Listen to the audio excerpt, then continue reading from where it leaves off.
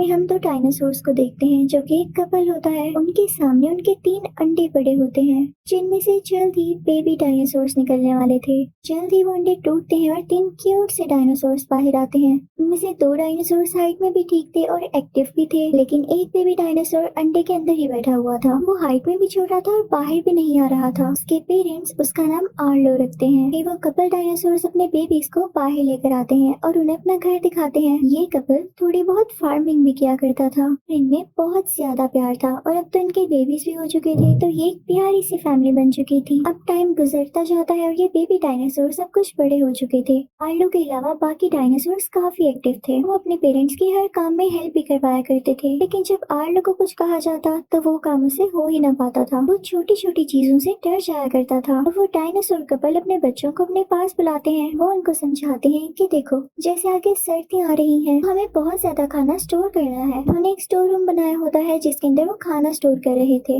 उसके बाद father dinosaur अपना फुटप्रिंट वहाँ लगाते हैं। सब बच्चे बहुत एक्साइटेड हो जाते हैं और कहते हैं कि फादर, हमें भी अपना फुटप्रिंट लगाना है। लेकिन फादर डायनासोर उन्हें रोक देते हैं और कहते हैं कि नहीं, अभी तुम लोग छोटे हो। जब तक तुम लोग कोई बड़ा काम नहीं कर लेते तब तक तुम सब फुटप्रिंट नहीं लगा सकते। जिस दिन तुम्हें भी लगे कि हाँ, तुमने जिंदगी में कुछ कर लिया है, तो उस दिन तुम फुटप्रिंट लगा लेना। मैं भी उस दिन का इंतजार करूंगा कि कब मेरे बच्चे मेरे जैसे हो जाएं। फादर डायनासोर कहते हैं कि चलो, आज के दिन मैं तुम लोगों को टेस्ट करूं। अगर तुम लोगों ने मेरे कहे गए काम अच्छे से कर लिए तो बेशक आज ही ये फुटप्रिंट लगा देना। सब काफी एक्साइटेड हो जाते हैं, लेकिन आर्लो भी बेचारा डर रहा होता है। अब आर्लो का भाई बड़े बड़े दरख्त उठाकर लकड़ियां इकट्ठी करता है और आर्लो की बहन सारा फार्म साफ करती है। अब उन दोनों को परमिशन मिल जाती है फुटप्रिंट लगाने की, लेकिन अगर आर्लो की बात की जाए तो उसने कुछ भी नहीं किया था। उससे हो ही नहीं पा रहा था, तो उसके फादर उसको अलाउ नहीं करते। आर्लो बहुत हर्ट हो जाता है और तभी उसका भाई आकर उसे छेड़ने लगता है कि छोटे बच्चे, तुम तो कुछ भी नहीं कर पाते हो। तो आर्लो उससे कहता है कि ऐसे नहीं करो, मुझे बुरा फील होता है। मैं अपनी तरफ से कोशिश करता हूँ पर मुझसे नहीं हो पाता। लेकिन उसका भाई उसे फिर भी छेड़ता रहता है। तो तभी वहाँ पर उसकी फैमिली आ जाती है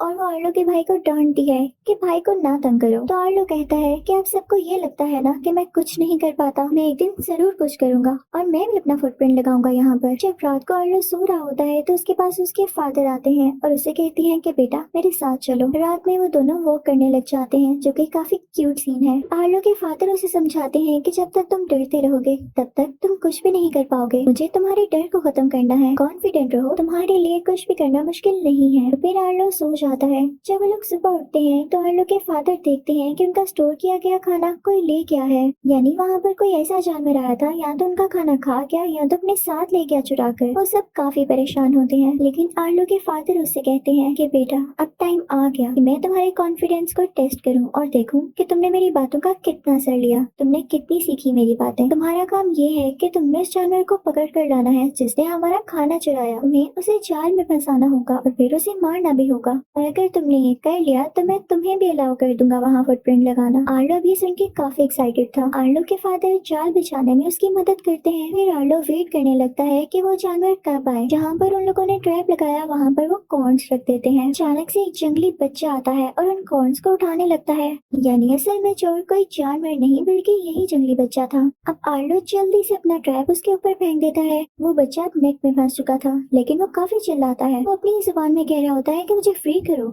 आर्लो उसे सुन के और देख के काफी डर जाता है। वो कहता है कि ये कैसी अजीबोगरीब चीज है। जल्दी से घबरा कर ट्रैप उठा देता है। वो जंगली बच्चा वहाँ से भाग जाता है। जब आर्लो के फादर वहाँ पर आते हैं तो उसे डांटते हैं कि ये तुमने क्या किया, तुमने उसे पकड़ कर भी छोड़ दिया। तुम्हारे डर ने सारा काम खराब कर रखा है। डर ना छोड़ो और मेरे साथ आओ, मैं तुम्हारा डर खत्म करता हूँ। अब आर्लो के फादर उसे यूं ही नहीं डांट रहे थे, वो भी चाहते थे कि उनका बेटा अच्छा बच्चा बने, ऐसा बने जिससे दुनिया डरे, न कि वो लोगों से डरे, क्योंकि पेरेंट्स हमारे अच्छे के लिए ही तो डांटते हैं। आर्लो के फादर उसे अपने साथ एक फॉरेस्ट में ले जाते हैं। साथ ही बारिश होने लगती है। मौसम काफी खराब हो रहा था। आर्लो डरने लगता है और अपने फादर से कहता है कि डैडी वापस चले, मौसम खराब हो रहा है। तो उसके फादर उससे कहते हैं कि चुप करो बेटा और मेरे साथ चलो बस। आसमान पर काफी ज्यादा बिजली गरजने लगती है। आर्लो का दिल जोर जोर से धड़क रहा था क्योंकि वो काफी डरपोक था। अब बारिश होने की वजह से वो लोग पत्थरों पर बार बार स्लिप हो रहे थे। चलते चलते आर्लो का भी पाँव मुड़ जाता है और वो नीचे गिर जाता है। तो आर्लो अपने डैड से कहता है कि डैड, बस अब और नहीं ना। तो उसके डैड उससे कहते हैं कि मुझे भी बुरा लग रहा है कि मैं अपनी बेटी को यहाँ पर लेकर आया हूँ, लेकिन तुम भी इस बात को समझो, अगर मैं तुम्हारा डर नहीं खत्म करूंगा तो बड़े होकर तुम क्या करोगे? चलो ठीक है, आज के लिए इतना ही और अब हम वापस जाते हैं। लेकिन तभी बारिश बहुत तेज होने लगती है, तेज हवा चल रही होती है, यानी तूफान आ जाता है। पत्थरों के साथ साथ यानी नीचे फ्लड आने लगता है, उसके साथ हर चीज बहकर आने लगी थी। आर्लो के फादर उसे कहते हैं कि बेटा फौरन से ऊपर जाओ। वो अपने मुंह और अपनी टेल से अपने बेटे आर्लो को ऊपर की तरफ उछाल देते हैं कि ये कहीं फ्लड में न बह जाए, लेकिन खुद वो नीचे रह जाते हैं। फ्लड उन्हें बहा कर ले जाता है। यहाँ पर स्क्रीन कुछ देर के लिए ब्लैक हो जाती है क्योंकि ये बहुत इमोशनल सीन था। आर्लो अब अपने फादर को खो चुका था। अब आर्लो वहाँ से वापस अपने घर आ जाता है। अब वो भी अपने बाकी बहन भाइयों के साथ काम करवाने लगा था। वो काफी उदास रहता था। एक दिन आर्लो काम कर रहा होता है तो उसे वही जंगली बच्चा नजर आता है, तो उसके दिमाग में फौरन से वो बात क्लिक होती है कि उसके फादर ने कहा था कि उसे पकड़कर मार देना, तो वो उसके पीछे भागने लगता है। आर्लो उसको पकड़ तो लेता है, लेकिन तभी वो नदी में गिर जाता है और वहाँ से बह कर कहीं दूर आ जाता है। वो बेहोश हो चुका था और जब उसे होश आता है तो वो खुद को अकेला पाता है। वो काफी ज्यादा उदास था, लेकिन तभी उसकी नजर उसी जंगली बच्चे पर पड़ती है। वो उसके पीछे जाने लगता है और ऊपर की तरफ आ जाता है, लेकिन तभी उसे वो नदी नजर आती है जो कि उसके घर की तरफ जा रही थी। और उसे अपने फादर की भी बात याद आती है कि जब तुम्हें नदी नजर आ जाए तो फिर घबराना नहीं, क्योंकि तुम अपने घर का रास्ता ढूंढ लोगे। अब वो उस नदी के साथ साथ चलने लगता है, लेकिन बेचारे को भूख लगी हुई थी। तभी उसे एक फ्रूट नजर आता है जो कि दरख्त पे काफी ऊपर लगा हुआ था। आर्लो एक पत्थर के ऊपर अपने पाँव रख के वो फल खाने लगता है, लेकिन तभी वो पत्थर स्लिप हो जाता है और आर्लो उस पत्थर के नीचे आ जाता है। अब आर्लो का पाँव उस पत्थरों के अंदर स्टक हो गया था। काफी कोशिश करता है खुद को फ्री करने की, लेकिन फ्री नहीं कर पाता। सारा दिन गुजर जाता है, इवन ऐसे करते करते रात भी हो जाती है और आर्लो सो जाता है। लेकिन जब सुबह उसकी आंख खुलती है तो वो देखता है कि उसका पाँव फ्री है। किसी ने वहाँ पर एक जगह खोद रखी थी और उसके आसपास छोटे छोटे फुटप्रिंट्स थे। वो समझ जाता है कि ये जंगली बच्चे के फुटप्रिंट्स हैं और उसी ने आर्लो को फ्री किया है। आर्लो हिम्मत करता है और उठता है। वो आसपास की लकड़ियां इकट्ठी करके खुद के लिए एक होम बनाने लगता है, यानी शेल्टर जिसमें वो रहेगा। तभी वहाँ पर वो जंगली बच्चा दोबारा आता है। वो आर्लो के लिए एक लिजर्ड लाता है क्योंकि उसे भूख लगी हुई थी, लेकिन आर्लो से कहता है पीछे करो इसे। आर्लो उससे भी डर जाता है क्योंकि वो जंगली लिजर्ड थी। फिर उसके बाद बच्चा एक बहुत बड़ा सा कीड़ा लेकर आता है। वो अपने मुंह से ही उसका सर अलहदा कर देता है और उसे इशारा करता है कि खाओ इसे, लेकिन आर्लो उससे भी नहीं खाता क्योंकि वो वेजिटेरियन था और पौधे और दरख्त और फ्रूट्स इस तरह की चीजें खाया करता था। अब उस बच्चे को समझ आ जाती है कि इसे क्या खाना है। वो उसके लिए वही फ्रूट लाता है जो कि आर्लो ने देखा था। आर्लो क्योंकि काफी भूखा था तो उसे तेजी से खाने लगता है। अब वो बच्चा समझ जाता है कि इसको क्या चाहिए, तो वो उसे अपने साथ एक जगह पर ले आता है जहाँ पर इस फ्रूट का दरख्त था। वहाँ पर काफी ज्यादा इस तरह की बेरीज लगी हुई थी। आर्लो के मुंह में पानी आ जाता है। वो फौरन से उसकी तरफ बढ़ने लगता है, लेकिन वो बच्चा उसे रोकने लगता है। पहले तो हमें समझ नहीं आती कि क्यों रोकता है, लेकिन जब आर्लो सर के पास जाता है तो वहाँ पे एक बहुत बड़ा स्नेक निकलता है। वो आर्लो पर अटैक करने ही वाला होता है कि वो जंगली बच्चा उस स्नेक पर हमला कर देता है। उन दोनों में फाइट होती है और आखिरकार वो स्नेक वहाँ से डरकर भाग जाता है। अब वो लोग एक जगह पर जा रहे होते हैं कि तभी कुछ लकड़ियों में से और दरख्तों में से एक जायंट सा जानवर बाहर आता है जिसके सींग पर कुछ बर्ड्स बैठे हुए थे। वो आर्लो से पूछता है कि तुम्हारे साथ ये बच्चा कौन है, क्योंकि वो दोनों जानवर थे तो आपस में बातचीत कर सकते थे। तो आर्लो कहता है कि मुझे नहीं पता इसका नाम। तो वो कहता है कि चलो रख लो फिर इसका कोई नाम। तो आर्लो से कहता है स्पॉट, और वो जंगली बच्चा पीछे मुड़कर देखता है, यानी उसे अपना नाम ही शायद अच्छा लगा होगा। आर्लो और स्पॉट में काफी दोस्ती हो जाती है और वो एक साथ चलने लगते हैं। आर्लो इनफैक्ट अपने घर जा रहा था, लेकिन उसे रास्ता समझ नहीं आ रहा था। फिर वो लोग एक जगह से गुजरते हैं जहाँ पर बहुत बड़ी बड़ी घास होती है। आर्लो अपनी टेल उस घास में घुमाने लगता है तो बहुत सारे जुगनू यानी फायरफ्लाइज उसमें से निकलते हैं। ये देख के वो पहले तो काफी खुश होते हैं, लेकिन फिर आर्लो को याद आता है कि उसके फादर भी ऐसे करके आर्लो को खुश किया करते थे, तो वो दोबारा से सैड हो जाता है। आर्लो दास होके नीचे बैठ जाता है। आर्लो 5 छोटी छोटी लकड़ियां मिट्टी में खड़ी करता है और फिर सबसे बड़ी लकड़ी को मिट्टी में दबा देता है। यानी आर्लो स्पॉट को अपनी फैमिली के बारे में बता रहा था कि हम 5 लोग थे, लेकिन मेरे फादर मर गए। जब वो स्पॉट का कोई रिएक्शन नहीं देखता तो उदास हो जाता है कि हाँ मैं किसको समझा रहा हूँ। लेकिन तभी स्पॉट पे उठता है और 3 लकड़ियां मिट्टी में खड़ी करता है। वो 2 बड़ी लकड़ियों को मिट्टी में दबा देता है और जो छोटी लकड़ी होती है उसको देखकर उदास होने लगता है क्योंकि वो खुद ही था। उसकी बात का ये मतलब था कि उसके पेरेंट्स मारे गए और वो भी अब इस दुनिया में अकेला है। दोनों एक दूसरे को गले लगाकर उदास होकर बैठ जाते हैं। अब अगले दिन वो अपने अगले रास्ते के लिए निकलते हैं, लेकिन तभी तूफान आ जाता है, तेज बारिश होने लगती है और वैसा ही फ्लड आता है जिसमें उसके फादर मारे गए। तो वो काफी डर जाता है और वहाँ से भागने लगता है। वो एक दरख्त के नीचे जाकर छुप जाता है, लेकिन जब उसकी आंख खुलती है तो वो देखता है कि वो नदी से काफी दूर है।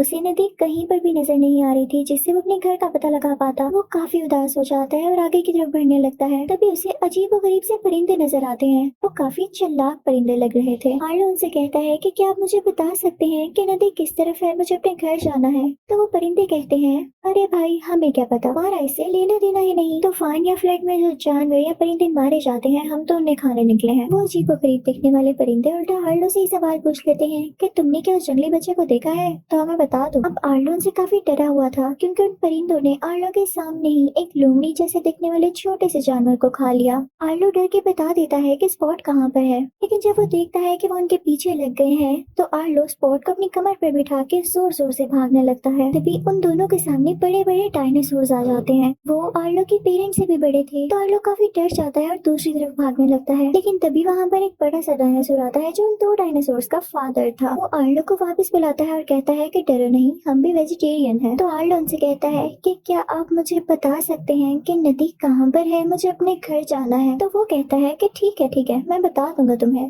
लेकिन मेरे साथ एक इशू हो गया है, मेरी भैंसों को कोई चुरा कर ले गया है। तुम दोनों पहले मेरी भैंसे ढूंढने में मदद करवाओ। अब वो सारे लोग मिलकर भैंसे ढूंढने लगते हैं और उनको मिल जाती हैं। अब वो जायंट डायनासोर कहता है कि इसी जगह, इसी घास में जहाँ मेरी भैंसे खड़ी हैं, इनको चुराने वाले भी हैं। वो आर्लो से कहता है कि तुम्हें वहाँ एक पत्थर दिखाई दे रहा है, वहाँ जाकर चिल्लाओ ताकि जिन चोरों ने मेरी भैंसों को चुराया है वो बाहर आ जाए। आर्लो काफी डर रहा था, लेकिन उसने अपने घर का पता भी ढूंढना था, तो उसको वहाँ पर जाना पड़ता है। वो जैसे ही पत्थर पर खड़ा होकर चिल्लाने लगता है तो उसकी तो आवाज ही नहीं निकलती, ऐसे लगता ही नहीं कि वो डायनासोर है। तो स्पॉट उसके पाँव पर जोर से काटता है और अब निकलती है आर्लो की असली आवाज और वो जोर से चिल्लाता है। उसकी आवाज सुनकर भैंसों को चुराने वाले बाहर निकल आते हैं, जो कि उन्हीं क्रीपी परिंदों के जैसे दिखने वाले पतले पतले से डायनासोर थे। जैसे ही वो बाहर निकलते हैं तो वहाँ से वो जायंट डायनासोर्स भी आ जाते हैं और उन पर अटैक करने लगते हैं। दोनों में काफी लड़ाई होती है। फाइनली वो पतले पतले और क्रीपी से डायनासोर्स वहाँ से भाग जाते हैं। जायंट डायनासोर्स अपनी बहन से लेके वहाँ से चले जाते हैं।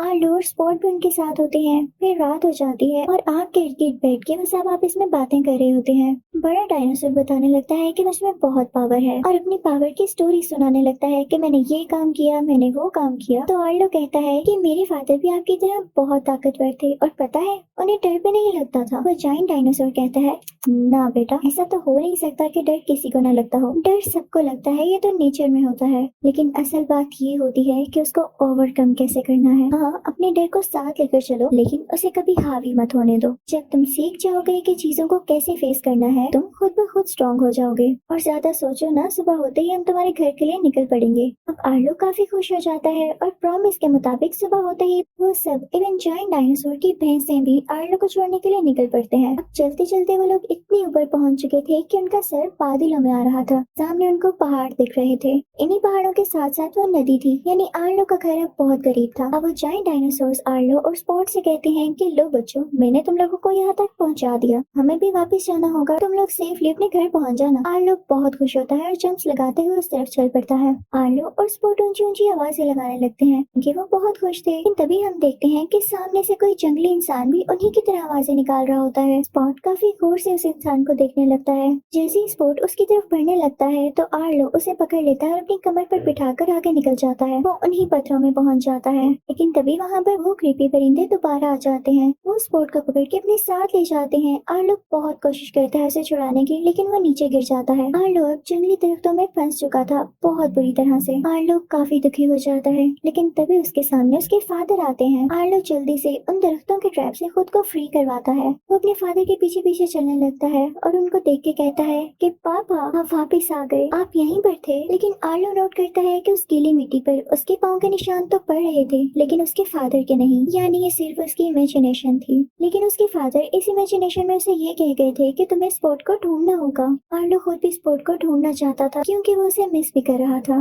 आर्लो आगे बढ़ने लगता है और चिल्लाने लगता है। तभी वो देखता है कि वो क्रीपी परिंदे एक लकड़ी में स्पॉट को रखकर खाने की कोशिश कर रहे होते हैं, लेकिन स्पॉट उस लकड़ी में छुपा हुआ होता है। आर्लो का पहली बार कोई दोस्त बना था, तो उसे ऐसी हालत में देख के उससे बहुत गुस्सा आता है। और यहाँ पर हम आर्लो को पहली बार मैच्योर और गुस्से में देखते हैं। आर्लो जोर से चिल्लाता है, लेकिन तभी फ्लड आने लगता है बहुत ज्यादा। उसके साथ हर चीज बहकर आ रही थी, लेकिन आर्लो कोई परवाह नहीं करता और नदी में कूद जाता है। उसने स्पॉट को बचा लिया था। वो जैसे तैसे करके स्पॉट को नदी से बाहर लेकर आता है, लेकिन उसकी बॉडी खुद भी काफी ज्यादा वाउंडेड हो चुकी थी, यानी उसको खुद भी काफी चोटें आई थी। वो लोग वहाँ से आगे निकल पड़ते हैं। स्पॉट आर्लो के ऊपर बैठा होता है। इन तभी उसे वो जंगली इंसान दोबारा दिखाई देता है। अब की बार आर्लो उसे अलाउ कर देता है कि तुम उसके पास जा सकते हो और स्पॉट फौरन से उसकी टेल से नीचे उतरकर उस जंगली इंसान के पास भाग कर जाता है। वो देखता है कि ये तो मेरे फादर हैं। उसकी मदर और उसके बहन भाई भी वहाँ पर होते हैं। स्पॉट के फादर उसे प्यार करते हैं और उसे अपनी गोद में बिठा लेते हैं। जब आर्लो ये इमोशनल सीन देखता है तो उसे भी अपनी फैमिली बहुत याद आने लगती है और वो काफी उदास हो जाता है। तो स्पॉट फौरन से उसके पास आता है और उसके ऊपर बैठ जाता है।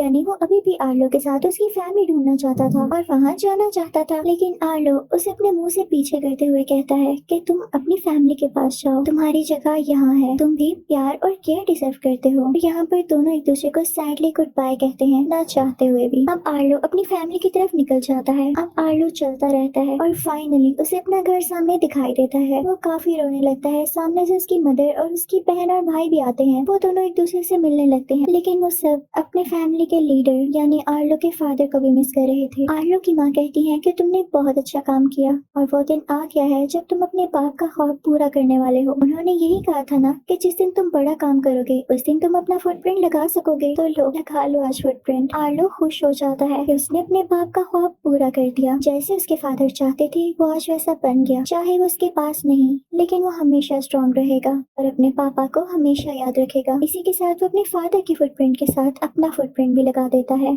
और इसी एंडिंग के साथ ये मूवी की स्टोरी यहीं खत्म होती है। आई होप आपको ये मूवी बहुत अच्छी लगी होगी। Thank you for watching.